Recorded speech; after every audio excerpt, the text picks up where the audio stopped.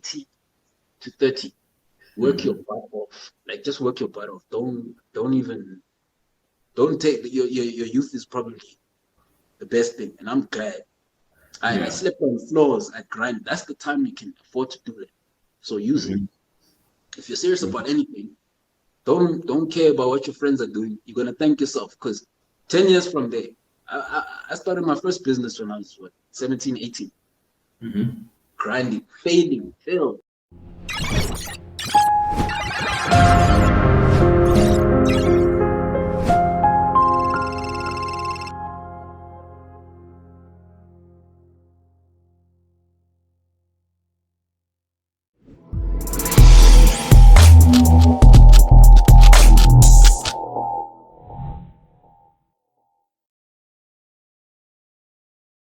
For students, by students. I am the guest podcasting host actually, in itself. So we're chilling here today with Mr. Bill Siziba. Is it? It's Bill Siziba. Oh, Siziba. Yes. Yeah, kind of confused there. But yeah, mainly we'd like you to introduce yourself on an official basis now, and just briefly tell us more about yourself in itself. Okay. So, I go by the name of Bill Beginkosi Siziba.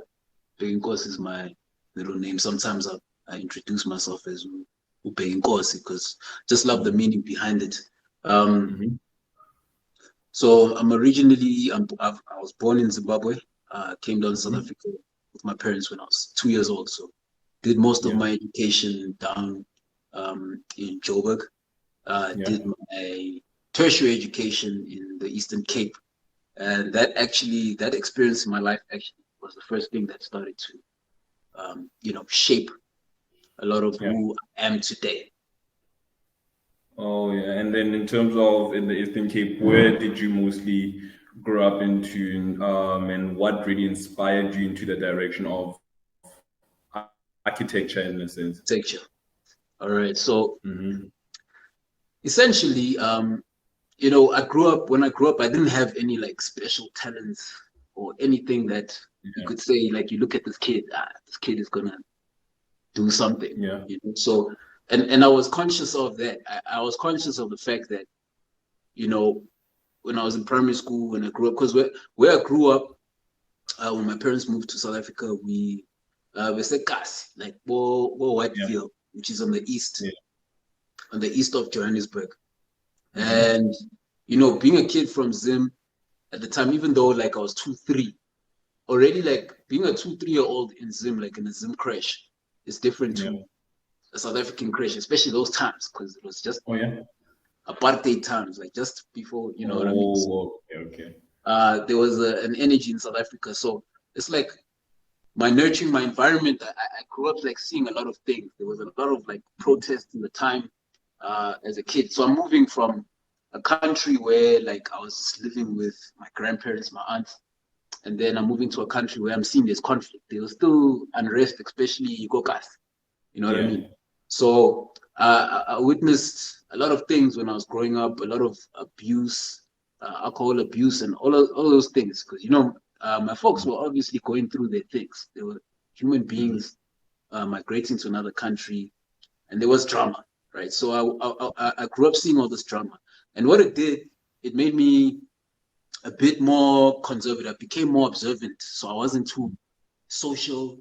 It made me a bit quiet because, like, just the shock factor, I think, those things happening early in my life, seeing the abuse, seeing all these things. So it made me very quiet. So I used to keep to myself. I think that's why, like, I never realized certain talents about myself because I wouldn't do too much, I wouldn't hang out with the guys playing soccer. Or even if I did, my skills, maybe they weren't so sharp because I wasn't confident. You understand? So I grew up very timid. I think until the age of, like 15, 16, around that time is where, like, I started to get a little bit out of my shell. And what got me out of my shell was that there was one time, actually in the 3rd grade, my uncle taught me, he's actually the one who taught me how to draw, right? So during holidays, you'd find us spending time watching cartoons, not really doing anything productive, and being a person who didn't really have a lot of talents. I remember I came home with a school project. It was an art project, and he threw it in the trash, and I was insulted at first. But he was like, no, let me show you how to draw. And he taught me the principles of drawing, right? Just an apple. So he put an apple on the table and he showed me how you approach drawing. So that was my first time learning a technical skill, being exposed to a technical skill that my other peers weren't exposed to. So, people knew what they knew within the school curriculum, but I learned a technical skill from someone who got it from, my uncle was an electrical engineer. So he had that. So he's teaching you the stuff at 9 years old, right? So I found myself doing things, I found myself, okay, I started to practice this thing because it's the only thing I'm good at. My academics were just, I wasn't like my brother. My older brother is very, very smart because he went through the Zoom education. Me, when I came here, okay. So, yeah. Okay. So I was like, hey, there's Afrikaans now. I have to learn Afrikaans. So, like, things were just very different. But I knew that with the skill was the one thing I was good at. So I kept doing it every year during holidays, drawing until I became good. At the age of 15, 16, I started drawing houses. So I draw everything. I drew my girlfriend. I drew Nelson Mandela. Wow. I was drawing everything, but I was like, hey, look, if I'm going to build a career out of this thing, one day I need to channel it towards something where there's money. And I was thinking like this already at like 14, 15. If you asked me what I wanted to be, I was going to tell you I'm going to be a businessman. Because I used to see, like, being from Zim, when you come as an immigrant, you hustling. Not a lot of people are like people who come here with a set career path, unless they're doctors or lawyers or something. I started to see the hustle, right? So I knew I needed to be a businessman. It's the first time I saw cash, the first time I saw like a lot of money, and seeing someone controlling money was my father, because he was into multiple businesses, right? He wasn't like always there and stuff like that. He had his problems and his issues, but he's the first person I saw transacting.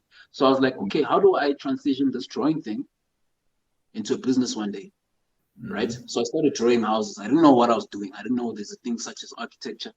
But I used to take all the property magazines and I'll draw all these buildings from Pam Golding's, Remax, the nice double stories, which I dreamt of having, that I dreamt my parents would have one day. And I was just fascinated, which led to, obviously me pursuing this university. But, that came with its challenges as well, which I think I can touch on. But that's kind of like how the story started.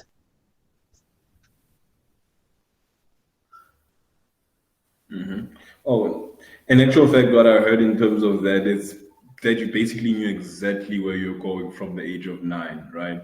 With those technical drawings, and that you're going to saying that you're going to make it or monetize it, in a sense, should I put it like that? Because that is really more of a thing that is really important, being very aware of your environment and literally having that sense of direction, which is what I believe you drew that from, to say that either way, if I don't come out of this knowing how to monetize this, I won't have anything to literally lean on. You're wasting your time. You're wasting your time. People need to understand your passion is your passion. Yeah, I can be passionate about sneakers, right? I like Jordans. I like Air Force Ones. I like whatever sneaker I like, right? But your passion for them can't just be something you spend so much time on. If your life is not on track and you're not making money, you're having to go get another job, but you're still passionate about sneakers. You haven't put enough thought behind what about this thing is of value to others. That's how you need to think about your passion, because we're not on this earth. I believe that we're not on this earth to serve ourselves. You're not just when you think like that, when you just want to serve yourself, generally that's when you find people just purely chasing the money. But when you see your talents and your skills that you acquire as a means to serve a bigger picture, that's when you start drawing you connecting the dots. You understand? So my thing was, okay, I can draw. And yeah, people like it when, you know, you do a portrait of them, but like, that's subjective. It's like, how much do you pay me? Like, how much do you pay an artist? So it's about how famous he is, how rare the painting or whatever. But when I realized, okay, let me start drawing houses, I started doing that because I would see pictures of drawings of houses. So I was like, there must be something. So there's a market for this, but I didn't know what it's called until I was like 17, 11th grade, choosing subjects. So with me, I'm the type of guy who I like to ask the people who know. Yeah. So I went to one of the students who I was okay with, you know, the top 10 students in the grade. Yeah. He was one of the top 10. I was like, nah, this guy is a smart guy. Yeah, I think he was number 7 on the list. So I'm like, nah, you're reasonably smart. I don't know what subjects to take. In fact, what I'm good at drawing houses. I showed him what I do. He respected that. He's like, nah, dude, you should be an architect. Because I thought I wanted to be an engineer. You know, your parents are like, yeah, engineering, what? Obviously. I'm like, nah, I knew I would not be able to be an engineer because my maths and stuff wasn't so good. I'm an artist, you know, I'm a very creative guy. I put processes together. I'm somebody who likes to mix the artistic thing of anything to the technical. I like to merge those things. That's what an architect is. You technically resolve a building, but make it beautiful. Do it in a beautiful way. I can build you a shelter. Yeah. Just to cover your needs, just to cover you from the rain. Or I can build you a modernist home that has all kinds of features that allow you to live comfortably throughout the home. That's the difference between a builder and an architect. Oh, okay. Now, coming into architecture, I want to go a little bit deeper into that as well, as to what do you study when you go through being an architect. Obviously, you also touched on then you needed to choose your subjects, and this guy showed you the path. What are the subjects that you're taking? What is what should I say, your academic life as a varsity student? Once you go through that as well. I'm gonna tell you guys straight, because there's what you'll find online, and when you go through architecture school, you realize it's like going through the army. I'm telling you, it's like going through the military. I'm telling you. So you need to understand if you're still a student right now, you're in high school. Select your subjects, but select your subjects subjectively, in a sense. Okay. Look for the subjects that are gonna give you a broader scope on life. Look what's going on in life. Number one, like, don't just be here like, I need to take biology because I'm good and I like that teacher. I don't want to have that teacher. Or I need to take these subjects to qualify to do this course. So with architecture, right, you must understand what type of architect you want to be, which will guide you towards the importance of the selections of your subjects. So meaning you need to know that, okay, it's not just about being an architect. It's almost like saying being a scientist or an inventor. It's like not everyone's gonna be Elon Musk. But if you're trying to be the next Elon Musk, you must know what it takes to get there. It's not just the fact that you took science. So what I'm saying, where I'm going with this, the subjects I took are probably not even that much related to the qualification. However, I apply the same things. The way I do it, other architects can't do it the way I do it. So I took geography. Yeah. Geography is that subject that everybody kind of low-key hates. I think it's because the teachers don't teach it well. True. They hate mapping. They hate environment, understanding your environment. I can't stress this. It became my favorite subject. I didn't want to take it. My parents kind of influenced me. But when I took it, it was one of my top subjects. And I'll tell you the secret. The 11th grade geography, you're going to learn so much about systems, like global systems. Mm-hmm. That why we live in the world. Like it's deeper than economics. This one is more practical. Geography is practical because you understand why certain houses get built on this side of the land and not down there. It shapes our urban environment. Geography is literally shaping the way you move in a city. Why is it that you feel nice being in Rosebank than Sunnyside, Pretoria? You understand? It's the geography of the place, it's the mapping of. So that it was my biggest tool, because if you look online, it's going to tell you to take maths, science, EGD. EGD is engineering and graphics design. Yeah. Which at my time we didn't have that. They have it now because we live in the computer age. So subjects I would recommend that will give you the edge. Remember, I'm going to tell you stuff that's going to give you the edge, not just what's online. So it's beneficial if you do understand mathematics, because there is a scope of understanding moments, rotation, and how like certain structural components behave on a building. So if I'm designing a townhouse, there's a component you need to understand how steel works. So that's a component of engineering. So if you're good at math, that's great, because then you can like work out. You're pretty good at formulas, right? It's beneficial.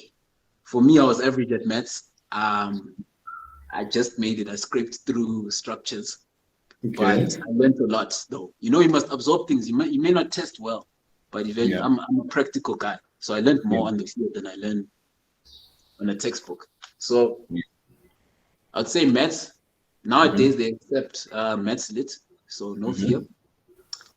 Physical science, you can take it if you know that you can handle what comes, because there's a lot that comes with physical science. But you're gonna start learning about velocity, momentum, because sometimes you need to design a building that can withstand the impact of a car, or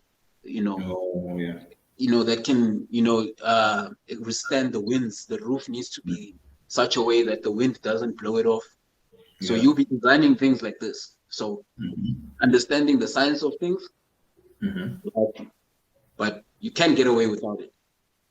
Then the next one is EGD. EGD is important because now we no longer, like back in my days, drawing too much. It's helpful to know how to draw. But EGD is going to start making you familiar with computer interfaces, because we use computers a lot.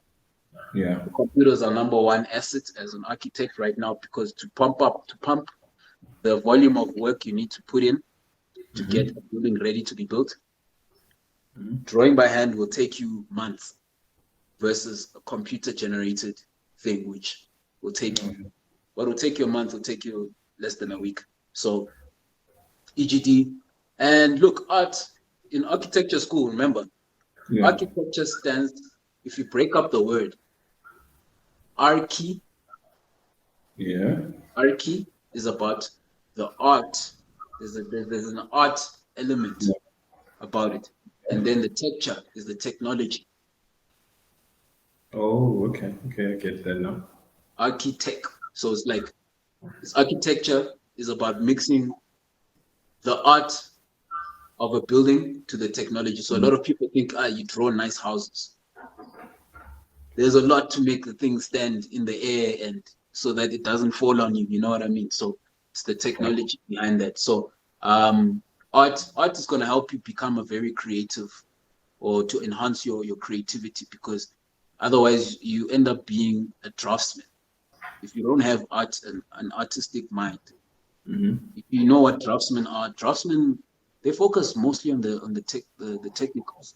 It's like they'll design the kind of buildings where they look monotonous, like flats. Oh yeah. Piece doesn't require too much art and creativity. So if you want to be a draftsman, don't worry about art. If you want to be a well-recognized, very niche architect, maybe you do residential homes, like I do. That's where I started. Or you do malls, or you do parks. Remember, There's landscape architects. There's architects that are doing skyscrapers in Dubai. All different skill sets. It's almost like you look at trading, because I'm also like getting into finance and investment. So you look, there's different styles of trading. It's the same way as an architect. There's different styles of architecture. You must build your fundamentals with school. With your, you go through the schooling, and then you realize, okay, this is my niche. This is my forte. That's where I'm gonna head. Yeah. Oh yeah, this is super. I actually thought it was all about physics. I will not lie. I thought it was geography and physics. That's all I thought of when I went into architecture. Yeah, it's so much, man. Architecture school in itself, like I say, in South Africa, you can almost do 6 years, but it's a 3-year degree. So, like I say, the deeper you go, the architects, these famous ones, they've gone deep in this game. Some of us, it's just that it's become a commercial, it's a commercially recognized skill. So if you are able to understand what you bring, what edge you bring, because now life is changing, guys. Got the metaverse. Everything is internet now. So I think it's a beautiful time for people who want to get into the space to like reimagine what it can be. That's your opportunity now, because you don't have to you don't even have to come build houses. You could start there, but understand there's a whole new world with technology and the Western world and where it's going, that your skills are going to be required, and that's the big opportunity, I believe. And so those things, it's more than just physics and geography. That now we're talking about understanding human interaction, social media, but also understanding 3D graphics and how we interact. That's architecture, because we're gonna do spaces in those things. And speaking mostly about the metaverse, I've heard that there's what's this real estate selling now on the metaverse. Let's talk, I think, adaptation at most, because obviously since the world is changing, that means that possibly what is being studied now might not be very much useful going into the future. What would you then pick into that in terms of adaptation in itself? Could you just repeat that first part?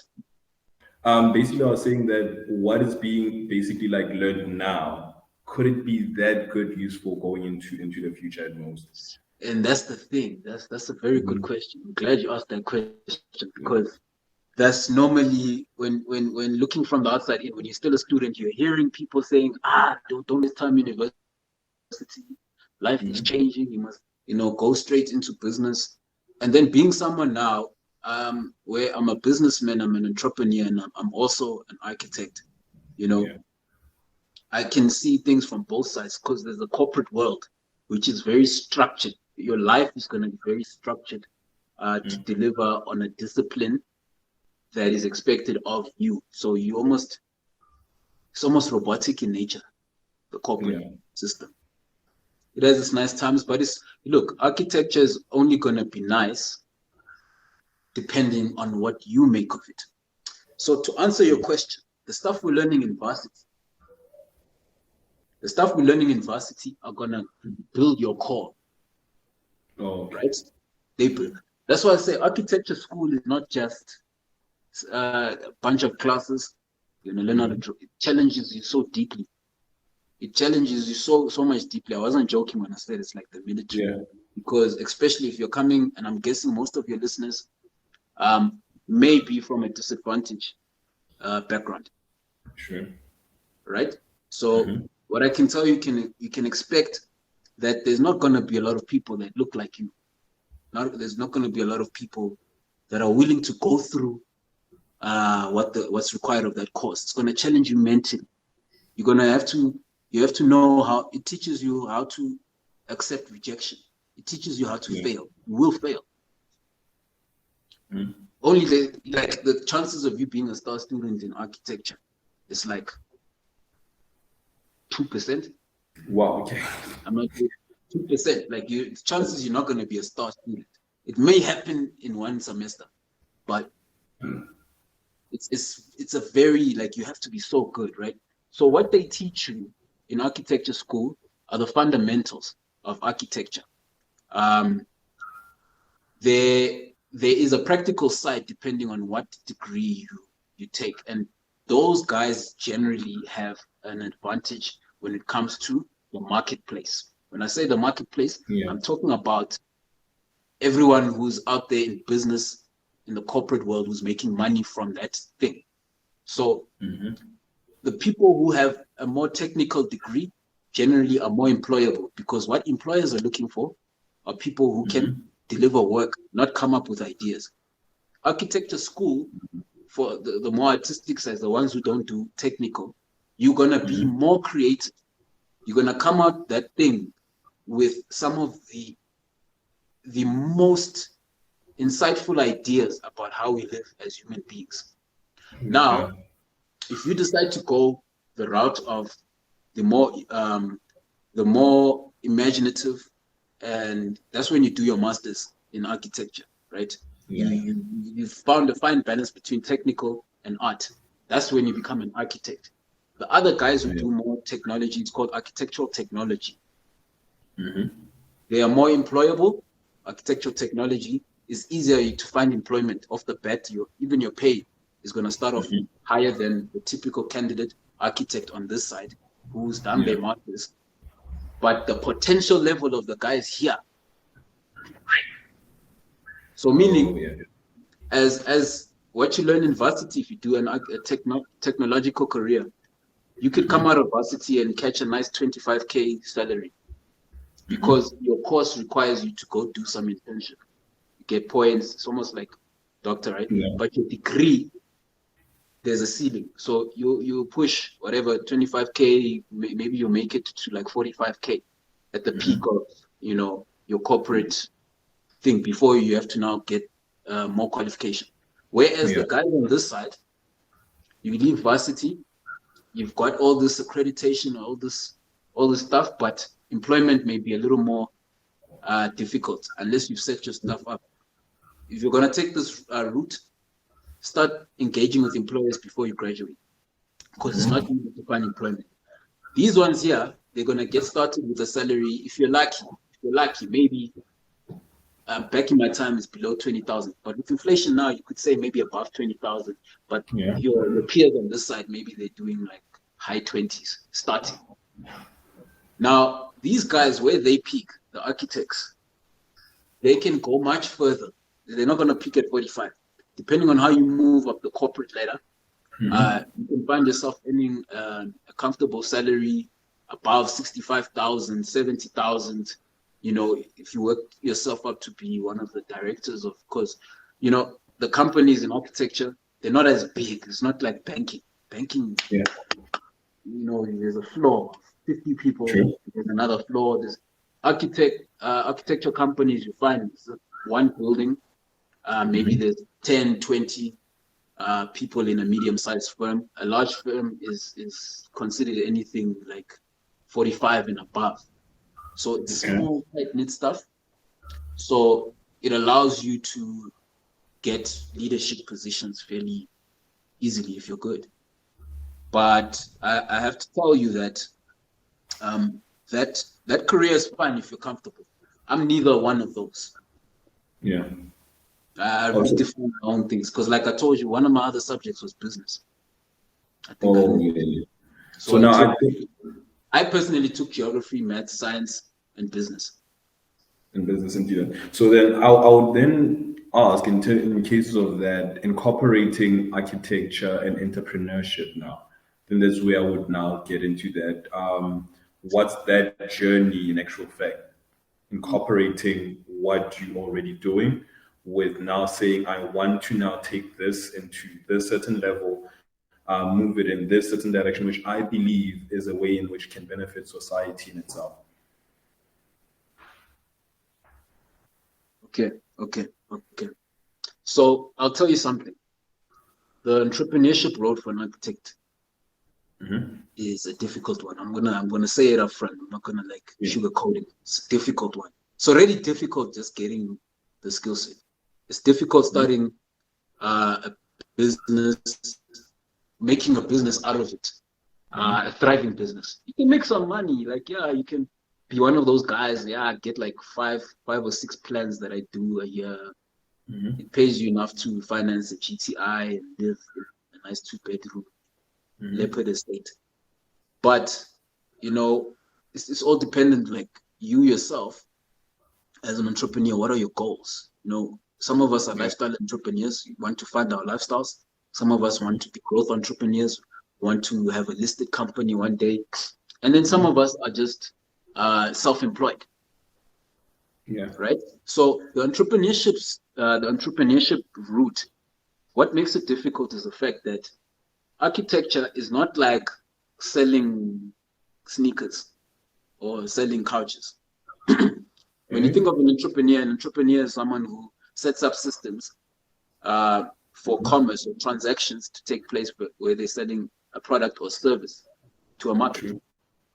Right? That's what an entrepreneur is. So what you're selling here is a service. Architecture is a service. Right? Now, a service, whenever there's a service, there's a lot of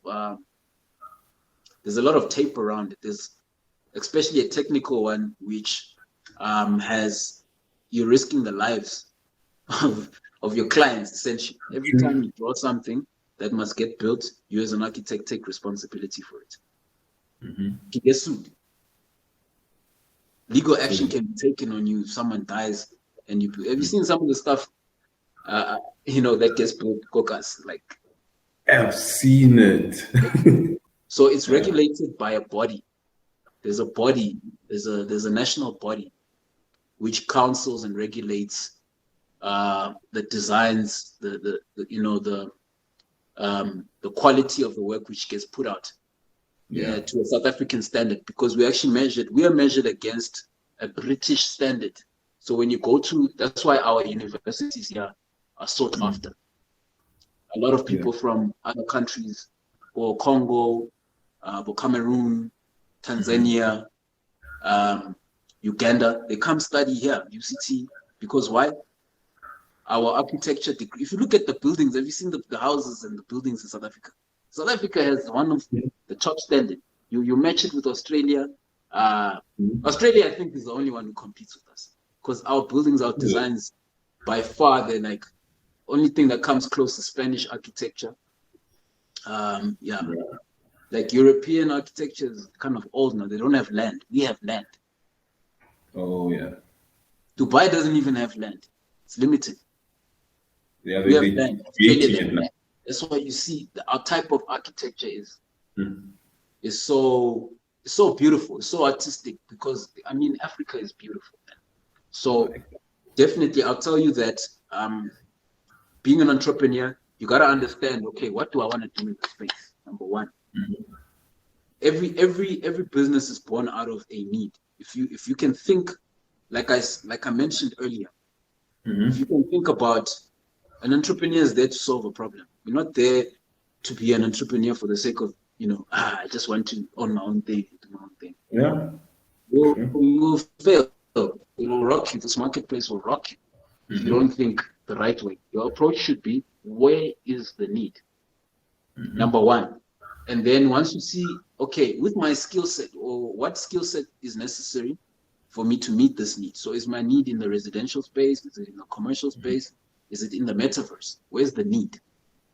The need, once you identify where it is, you start piecing together what you need and who's governing, who's regulating this thing, so that I can practice what I want to do in the business effectively, legally, and let's make money. Because if you piece those things together, you own the business, you're gonna make money, because you're coming into a space where people already know. They already know, understand the value. If I'm coming to a market, I can't sell. Let me make an example. I can't necessarily go to Melrose Arch with a bucket of amagwini and find my market there. Those guys, they're trying to go to excuse me. Those guys are trying to go to your news cafes. They're trying to go to your Mug and Beans to have a muffin, and they're going to pay even 40, 50 rand for that, right? Versus if I have a bucket of amagwinya by the taxi rank, yeah, you understand that that market is willing to pay and willing to transact with you because it matches with the need versus the capacity. If the capacity is more than what the person needs in that environment, they may have the money to pay you, but they may not pay you. So that's the example of trying to sell a magwinya in Melrose Arch. Yeah. I can struggle with the market outside Melrose Arch because why? That market it's looking for higher quality of dining than eating fast, There's a higher quality of dining in the same way with architecture. Where's your clientele? So if my skill level of whatever it is that I'm offering the marketplace is not up to par, they won't pay. So that's the thing. You gotta match your skill with the environment of the need and be able to meet that need at the highest level for that client. Because if you want to be rich as an entrepreneur in architecture, you gotta look for what the rich are looking for. What are they missing? And then develop your skill sets around that. Simple. And that's how you find your marketplace. That's super, super awesome. I think the one thing that we want to literally dive into now at most, now they've gotten a gist of what it takes in terms of being an architect and an entrepreneur in the architectural industry in itself. What would you say then your aspirations now on your own personal level would be in terms of what you're currently doing now? Obviously also in property development, I believe, yes? Yes. So I'm always innovating, man. Because the world around me is changing so quickly. I'm always reading. I'm reading like a lot of business books, which guide a lot of my thinking around times like this, especially. If you look at the times we're in now, you must always look at the time you're in. I've gotten a lot into investments now, and that's because of property. You must remember the way my life has gone. There's no one who wrote the story for me.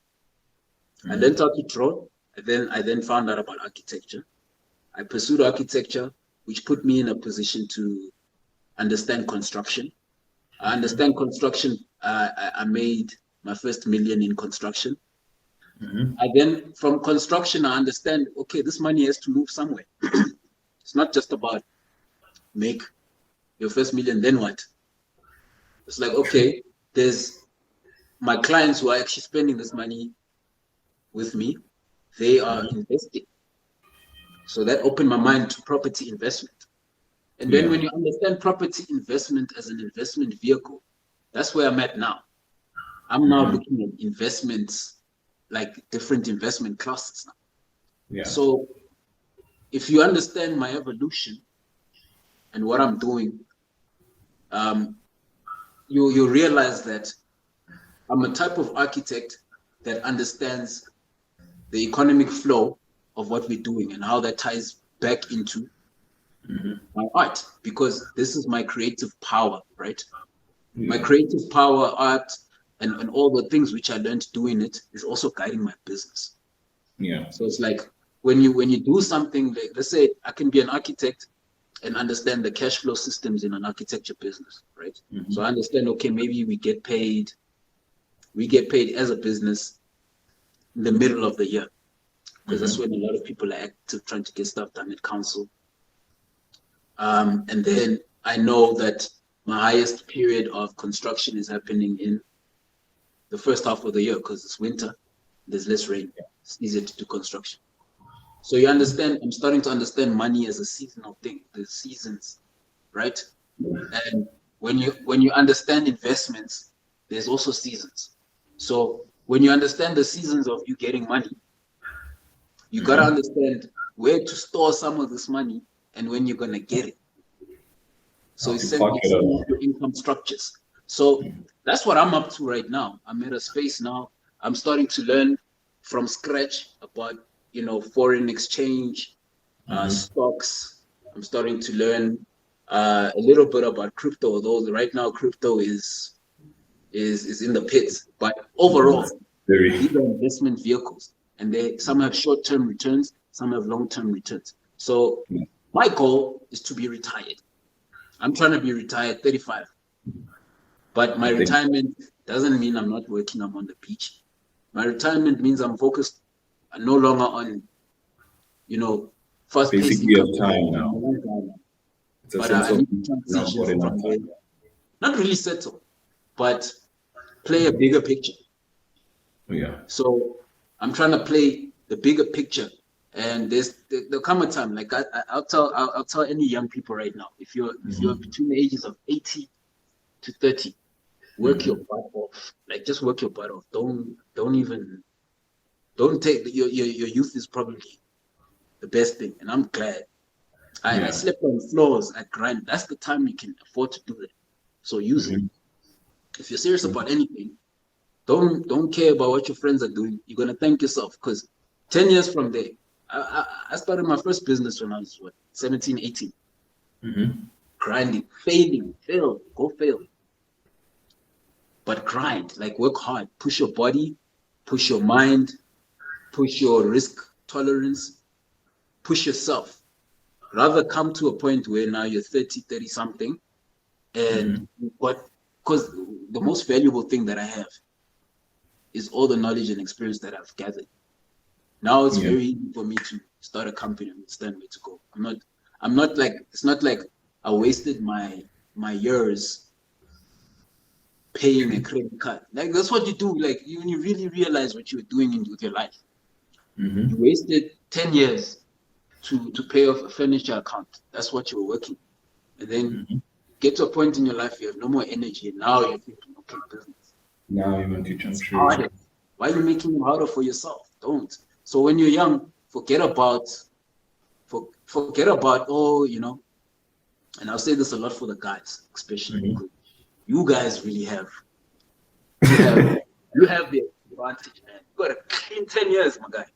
If you forget about girls, you forget about nonsense, man, like drinking, partying. Do it for a bit. You don't need to do that thing too much. Focus. Just work. You will thank yourself. Just work, because all of us, we're trying to figure out, okay, what to do with our lives. But look, life is changing while you're still paying off Ellerin's furniture thing. You know what I mean? Think of life much bigger. Think life like, okay, let me take risk. Let me be a little bit ridiculous. This is your time. Don't get children. Just relax. Just relax. For girls, there's a bit more pressure. That's why girls, they need to be smarter younger. Guys are stupid until like 22, 23, right? Yeah. Then you gotta grind. But my best advice is take the risks in your 20s. 30s, you have much more clarity. You're gonna have much more clarity, and you know what? You've increased your chances of winning because you've probably built some reputation, probably done something. So that's my advice to the youngins. Okay. I appreciate that. I think that is it from my end. And I believe this is Bill Siziba. Bill Siziba, you can call me Bills. You can call me Ubegi, Mr. Bill Capital. Anyone which you remember. Yeah, man, it's a pleasure. It's always an honor to kind of sit down and give some insight in the game. Yeah. When I was young, there was none of this. True. No, I couldn't get on a Zoom, talk to an architect, a black architect, and get like real life insights. So I feel like that's the opportunity I have now. So it's an honor, it's a pleasure to be on your video chat right now, and I hope that whoever's listening is giving you a bit more clarity, inspiration, push on, and yeah, man, you can create something really special for yourself. True. So as I said, from Kayalako, right? Kayalako Properties. Kayalako Properties, that's the one. And they should give a follow as well. Check you out. IG, Facebook. We're also on Facebook, and right now we're blowing up on TikTok. Yeah. Yeah. If you want to learn, follow the TikTok. Oh, okay. If you just want to see the pictures, the houses, go on Facebook or the gram. But if you want to learn, about like the real juicy stuff. TikTok. It's on TikTok. Okay. So everybody got that, and then they'll be following in as they go along. As I believe that most, especially how we're launching this platform in itself, we're launching it mostly in disadvantaged areas. So they're getting it first before going into the big cities at most before that, right? So it'll be mostly good and special for them to receive such and go forward in now learning and knowing what to be an architect is, that it's military school. That should be remembered. It's military. Military school. I'm telling you. Yeah, I'm telling you, I'm not sugarcoating. Number one is you're gonna need to shine just to make it to qualify, because they only take what 50 to 60 students, I think, right now. Yeah. Per year. It's one class. Sure. Okay. Most institutions are gonna take 50 people in the whole country. And that's an average class in a certain school. Yeah, that's just one class. I mean, you study marketing or any of these degrees, there's 7, 10 classes in 1 year. You've got one class of 50 for architecture. So just know what you're getting yourself. I'm going to tell you the reality, not to demotivate you, but you know yourself. If you already know you're hardworking, you've got good work ethic, if you already know that you've got an edge because you know there's something you're good at, then be confident enough to pursue it, because of 1,000 applications, they have to go through all the applications. They're looking for something that stands out for them. So if you really want it, you can get it. You just gotta know what to expect, so you're not demotivated when you see it. Awesome stuff. So I believe this was the reporters, and I think I'll see everybody once after this. Now I'll talk to him after. So everybody is out for now.